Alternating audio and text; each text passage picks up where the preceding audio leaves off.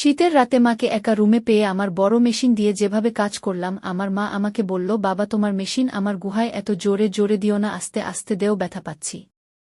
Hello বন্ধুরা, আমি তোমাদের নূপুর আপু। আজকের গল্পটি সম্পূর্ণ শুনলে আপনাদের মেশিন দিয়ে টপটপ করে পানি চলে আসবে, তাই হাতের কাজ করার আগে হাতের কাছে টিস্যু রাখুন। ভাইকে ডাকতে গিয়ে দেখলাম সে তার রুমে নেই। আমি মায়ের রুমের কাছে ফিরে গিয়ে দরজায় টোকা দিতে যাচ্ছিলাম, তখন হঠাৎ ভেতর থেকে ভাইয়ের গলার শব্দ শুনতে পেলাম। বুঝলাম ভাইয়া মায়ের সাথেই আছে।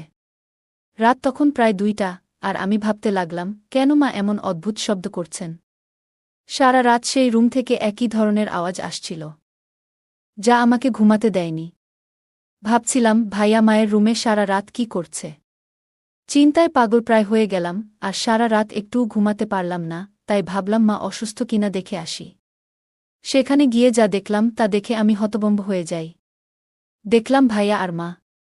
দয়া করে গল্পগুলো ভালো লাগলে ভিডিওটি লাইক, শেয়ার এবং চ্যানেলটি সাবস্ক্রাইবই করো প্লিজ। আমি প্রিয়া। 1 বছর আগে আমার দাদু ঠাকুমা আমাদের সঙ্গে থাকত। একদিন আমার ঠাকুমা আর মা বাজারে যাওয়ার পথে দুর্ঘটনায় পড়েন। সেই দুর্ঘটনায় মা এবং ঠাকুমা আমাদের ছেড়ে চলে যান। তখন থেকে বাড়িতে আমরা মাত্র 4 জন ছিলাম, আমি, আমার ভাই, দাদু আর বাবা। পাড়া প্রতিবেশীরা বাবাকে পুনরায় বিয়ে করার জন্য পরামর্শ দিতে থাকেন, কিন্তু বাবা তাতে রাজি হননি।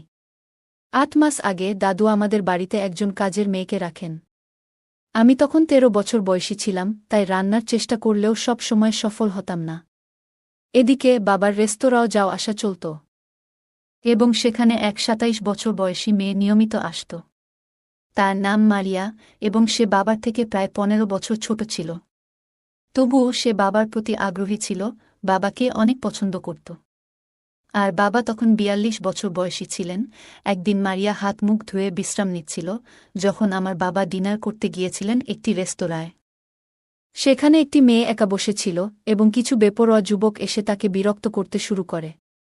বাবার নজরে বিশ্বাসটা পড়ে, তাই তিনি গিয়ে মেয়েটির পাশে বসে কথা বলতে শুরু করেন। এতে যুবকরা সরে যায়। এরপর থেকে মারিয়া আর আমার বাবার মধ্যে আলাপচারিতা শুরু হয়। যতবারই আমরা রেস্তোরাঁও যেতাম, মেয়েটি আমাদের টেবিলে এসে বাবার সঙ্গে কথা বলত। ধীরে ধীরে আমার বাবার সঙ্গে মেয়েটির সম্পর্ক বাড়তে থাকে। একদিন মেয়েটি বাবাকে জানায় সে একটি রুম ভাড়া নিতে চায়, বাবার সাথে সময় কাটাতে চায়। কিন্তু বাবা বিশ্বাসটা এড়িয়ে যান। পরদিন মেয়েটি আবার ফোন করে বাবাকে রাজি করানোর চেষ্টা করে। কিন্তু এরই মধ্যে কিছু লোক মারিয়াকে বাধা দেয় এবং বিব্রতকর পরিস্থিতি সৃষ্টি করে। একজন সাহসী মানুষ হিসেবে আমার বাবা মারিয়াকে রক্ষা করতে এগিয়ে যান। পরিস্থিতি সামলাতে বাবার কিছু সাহসী পদক্ষেপ নিতে হয়, এবং অবশেষে মেয়েটি বিপদ থেকে মুক্তি পায়। এই ঘটনার পর মারিয়া এবং আমার বাবার সম্পর্ক আরও গভীর হয়, এবং তারা বিয়ে করে। এখন মারিয়া আমাদের পরিবারের অংশ, এবং আমার নতুন মা হয়ে উঠেছেন। প্রথমবারের মতো আমি তাকে দেখলাম, তিনি অনেক সুন্দর। আমার বাবার জীবনে নতুন অধ্যায় শুরু হয়েছে, এবং আমি তাদের সুখী দাম্পত্য জীবন প্রত্যক্ষ করছি। এই দিকে আমার নতুন মাকে দেখে মনে হচ্ছিল বাবার থেকেও আমার ভাইয়া অনেক খুশি হয়েছে। তারপর আমি বাবার সাথে দেখা করতে গেলাম, দেখি বাবা রুমে নাই। পরে যখন বাবা বাথরুম থেকে বের হয়ে তার রুমে যাচ্ছিলেন, আমি তাকে আলিঙ্গন করে নিজের রুমে ফিরে এলাম। প্রতি রাতে বাবার সাথে দেখা করেই ঘুমাতে যেতাম। আমার নতুন মা আমার উপর কখনো রাগ করতেন না, বিশেষ করে যখন থেকে বাবা দ্বিতীয়বার বিয়ে করেছেন।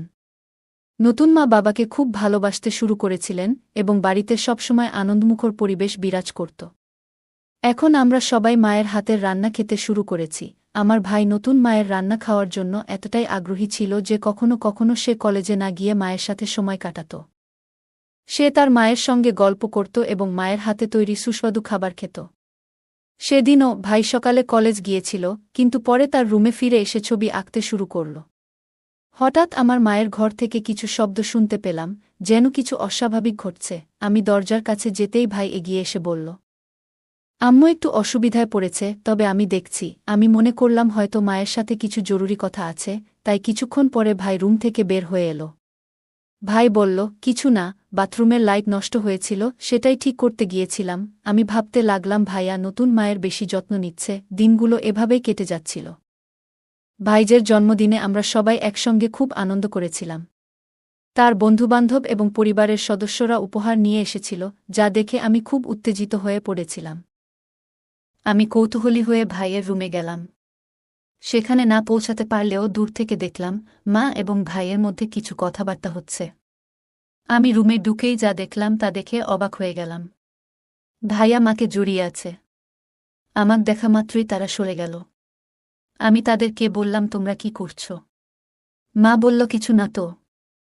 আমি তোমার ভাইকে জন্মদিনের উপহার দিচ্ছিলাম। আমি মাকে বললাম, কোথায় উপহার? একটু পরে মা ভাইদের জন্য একটি উপহার বের করে দিলেন। সেই মুহূর্তে আমার মনে অস্বস্তি থাকলেও সব সন্দেহ দূর হয়ে গেল যখন ভাই উপহারটি হাতে পেল এবং মা হাসি মুখে তাকে শুভেচ্ছা জানালেন। কিন্তু মনে মনে ভাবতে থাকলাম, কিন্তু মা ভাইয়ার সাথে এই রকম ভাবেছিল কেন? আমার মায়ের মা একদিন মারিয়াকে বললেন, তুমি এই বাড়িটা খুব সুন্দরভাবে সামলেছ। আমি নিশ্চিত তুমি শাশুড়ির দায়িত্বও ভালোভাবে পালন করতে পারবে। তখন আমার নতুন মায়ের মা, অর্থাৎ আমার দ্বিতীয় নানি, আমাদের বাড়িতে এসে ভাইয়ার জন্যে বিয়ের প্রস্তাব দিলেন। ভাইজাও বলল, এখন কি আমার বিয়ের সময় হয়েছে? নতুন মা যখন ভাইদের বিয়ের কথা শুনলেন, আমাদের মা বললেন যে এখনই বিয়ের জন্য সঠিক সময় নয়। তিনি বললেন, ভাইদের বিয়ে কিছু সময়ের জন্য স্থগিত থাকুক। এরপরে তিনি এই বিষয়ে আলোচনা শেষ করেন। মা আসার পর থেকে 1-5-2 দিন কেটে গেল এবং আমি মাঝে মাঝে ভাইয়ের রুমে যেতাম। 1 মাস কেটে গেল এইভাবে। সব সময় ভাইয়া মায়ের সাথেই বেশি সময় কাটাত। একদিন আমার মা মারিয়া কিছু কথা বললেন, যা শুনে আমি হতবাক হয়ে গেলাম। তিনি বললেন, তোর ভাই প্রতি রাতে ঘুম থেকে উঠে কোথাও যায়। এটা শুনে আমার মনে হলো ভাইয়ের সাথে কথা বলা দরকার। কিছুক্ষণ পরে ভাই বাড়িতে এলে দেখি মা তাকে খাওয়াচ্ছেন। আমি বাবার রুমে গিয়ে বাবার সাথে কথা বললাম। একদিন রাতে আমি দেখলাম ভাইয়ের রুমে কিছু অস্বাভাবিক ঘটনা ঘটছে। আমি বুঝতে পারলাম যে দুজনের মধ্যে কিছু চলছে। সেই রাতে বাবা বাড়িতে আসেননি, কারণ তাকে কাজের জন্য বাইরে যেতে হয়েছিল। আমি দেখলাম ভাই মায়ের সাথে কথা বলছে এবং তারা দুজনেই কিছুটা আবেগপ্রবণ হয়ে পড়েছে। আমি ভাইয়ের চোখের জল মুছে দিয়ে তাকে সান্ত্বনা দিলাম। এই সময়ে আমি প্রথমবারের মতো দেখলাম মায়ের মুখেও একটা বিষণ্ণতা ছিল। আমি রান্নাঘরে গিয়ে মায়ের জন্য পানি নিয়ে এলাম এবং বললাম, মা, তুমি কেঁদো না, আমি তোমার পাশে আছি। কিন্তু কী বিষয়ে তারা কষ্ট পাচ্ছে সেটা তা আমাকে বলল না। এরপর 5 দিন এভাবেই কেটে গেল। আমার ছবি তোলার শখ ছিল। তাই আমি নতুন মায়ের ছবি তোলার সিদ্ধান্ত নিলাম। মায়ের রুমে গিয়ে তাকে বসতে বললাম এবং তার ছবি তোলা শুরু করলাম। মা তার চুলগুলো সরিয়ে একদিকে বসেছিলেন আর আমি ছবি তুলতে লাগলাম। হঠাৎ দেখি মায়ের পিঠে কিছু দাগ রয়েছে। মা বললেন, এগুলো তোমার বাবার ভালোবাসার চিহ্ন। কিন্তু আমি জানি বাবা গত 5 দিন বাড়িতে ছিলেন না। তখনই বুঝলাম মা আমাকে পুরো সত্যটা বলেননি। আমার ভাইয়ের প্রতি সন্দেহ আরও বেড়ে গেল। পরের দিনগুলোতে আমি মায়ের অনেক ছবি তুললাম এবং সেগুলো আমার রুমে রাখলাম।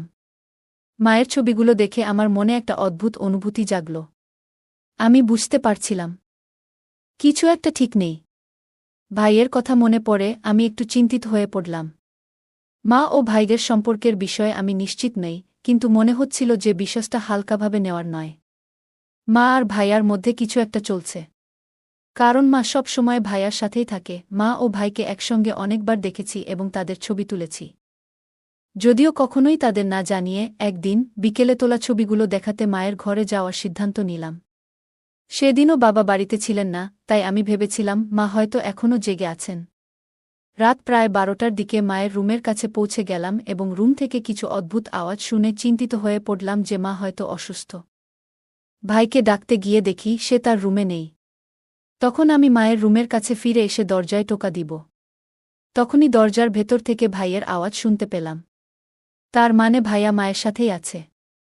তখন প্রায় রাত 2টা বাজে এবং ভাবলাম, কেন মা এমন অদ্ভুত আওয়াজ করছেন? সারারাত সেই রুম থেকে একই ধরনের আওয়াজ আসছিল, যা আমাকে ঘুমাতে দেয়নি। ভাইয়া মায়ের রুমে সারা রাত কি করছে? আমি চিন্তায় চিন্তায় পাগল হয়ে যাচ্ছিলাম। সারা রাত ঘুমাতে পারিনি। পরের দিন সকালে আমি স্কুলে যেতে পারিনি, তাই বাড়িতে থাকলাম। নাস্তার সময় দেখলাম মা খুব খুশি মনে নাস্তা করছেন এবং ভাইয়াও উচ্ছ্বসিত। তারা দুজন আজ অনেক মনে হচ্ছিল অনেক খুশি। হঠাৎ আমার পায়ের উপর কিছু পড়ল, তাই মাথা নিচু করে দেখতে দেখি ভাইয়ের পা নড়াচড়া করছে আমার পায়ের সাথে। এই ঘটনা আমাকে একটু অস্বস্তিতে ফেলল, তবে আমি কিছু বললাম না। ভাইয়া মায়ের পা ভেবে আমার পা নাড়াচ্ছিল। রাত 1:00টার দিকে বাবা বাড়ি ফিরলেন এবং ঘুমিয়ে পড়লেন। মা তাকে এক গ্লাস দুধ দিলেন, যা দেখে আমি জিজ্ঞেস করলাম, মা, তুমি প্রতিদিন বাবাকে দুধ কেন দাও? মা হাসি মুখে বললেন, তোমার বাবার জন্য এটা দরকার, এতে উনার শক্তি বাড়ে। আমি বুঝতে পারলাম না, তাই মা বললেন, তুমি এখনও ছোট, এসব বুঝতে হবে না। পরের দিন আমি ভাইজের রুমে গিয়ে দেখলাম সে কিছু প্রস্তুতি নিচ্ছে। তার কিছুক্ষণ পর মায়ের রুম থেকে কিছু আওয়াজ শুনে আমি নিজের রুমে চলে গেলাম। কিছুক্ষণ পর ভাইজের রুম থেকে আবারও সেই আওয়াজ শুনলাম। দরজাটা একটু খোলা ছিল, তাই চুপি চুপি উকি দিলাম। সামনে যা দেখলাম তাতে আমি খুবই অবাক হলাম। আমি যা দেখলাম তা বিশ্বাস করতে পারছিলাম না। তাই তাদের কিছু ছবি তুলে রাখলাম। পরে নিজেকে স্থির রেখে রুমে ফিরে এলাম এবং ভাই ও মায়ের কিছু পুরনো ছবি দেখতে লাগলাম। সেই ছবিগুলো দেখে আমার মনে কিছু প্রশ্ন জাগল, কিন্তু আমি তা নিয়ে ভাবতে চাইনি। মা বাবাকে ঠকাচ্ছে, আর ভাইয়াও বাবার সাথে বেইমানি করছে, যা ঠিক নয়। মায়ের কিছু কথা আমার মনে পড়ছিল, যেখানে তিনি মাঝে মাঝে ছোট ছোট কাজের জন্যে ভাইয়াকে ডেকে আনতেন তার ঘরে। আর আমি যখন সাহায্য করতে যেতাম তিনি বলতেন, তুমি এখনও ছোট, সে সময় হয়তো কিছু বুঝিনি, কিন্তু আজ আমি যা দেখলাম তা আমাকে ভাবিয়েছিল।